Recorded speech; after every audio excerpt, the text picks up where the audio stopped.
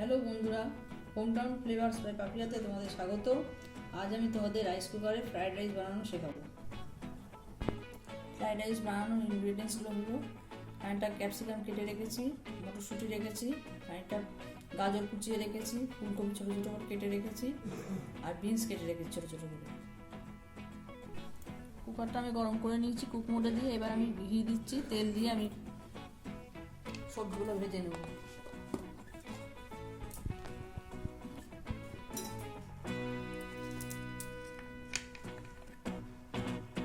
তেল দিলাম,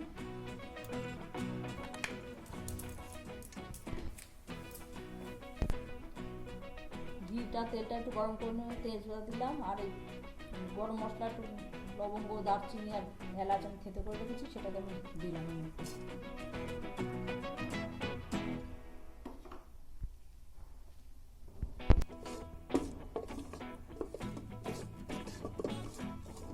সবজিগুলো ভাজবো।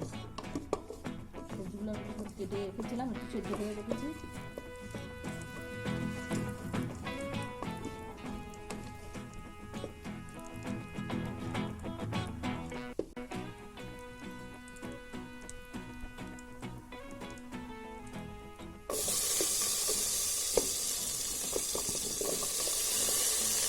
সবজিগুলো ভাজছি।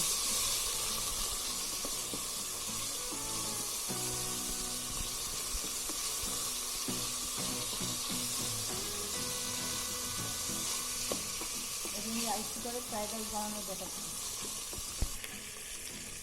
সবজিটা ভাজার সময় নুন দিয়ে দিচ্ছি।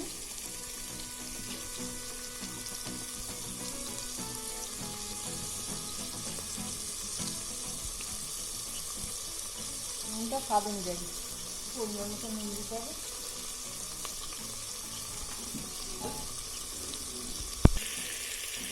চিনি দিলাম,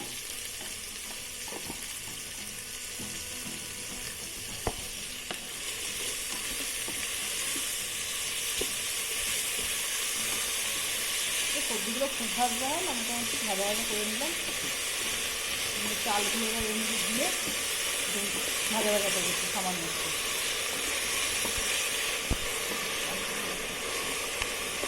চালটা দেবো, 300 গ্রাম চাল নিয়েছি।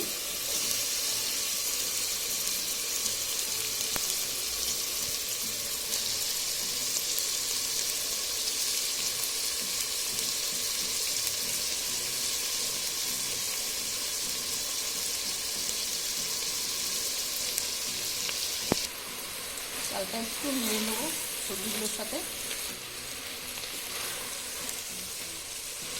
নুন চিনিতে দিয়েই দিয়েছি আমি সবজিগুলো ভাজার সময়, আর আলাদা করে নুন চিনি দিতে লাগবে না।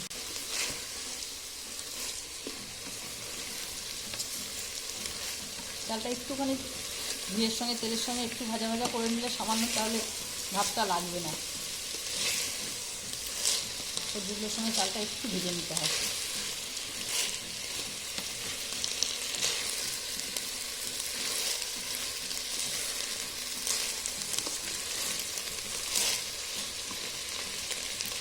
এই যে রাইস কুকারের বাটি, আমি এই বাটি 6 কাপ চাল নিয়েছি। এটাকে রাইস কুকারের কাপ, আমি এই কাপে 6 বাটি চাল নিয়েছি, তার ডবল আমি জল দেবো। একটু কাজু কিশমিশ দিলাম, ভিজিয়ে রেখেছিলাম জলে।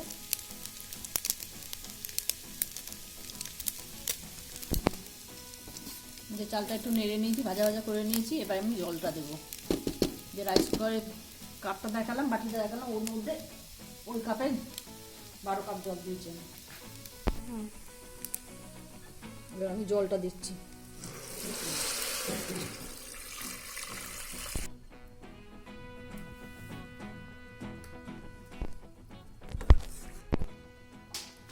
জলটা আমি দিয়েছি, এবার আমি একটু নেড়ে দিয়ে এবার আমি ঢাকনাটা বন্ধ করে দেবো। দিয়ে আধ ঘন্টা কুক মোডে রেখে দেবো, তাহলে আমার ফ্রাইড রাইস তৈরি। এবার আমি ঢাকাটা বন্ধ করে দিলাম।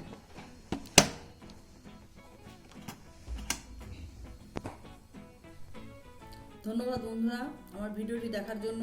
আমার ভিডিওটি যদি তোমাদের ভালো লেগে থাকে তাহলে আমার ভিডিওটিকে তোমরা লাইক এবং শেয়ার করো। এবং আমার চ্যানেলটিকে সাবস্ক্রাইব করো আর পাশে থাকা বেল আইকনটি ক্লিক করো, তাতে আমি যখন যা ভিডিও দেবো তার নোটিফিকেশন তোমাদের কাছে পৌঁছে যাবে।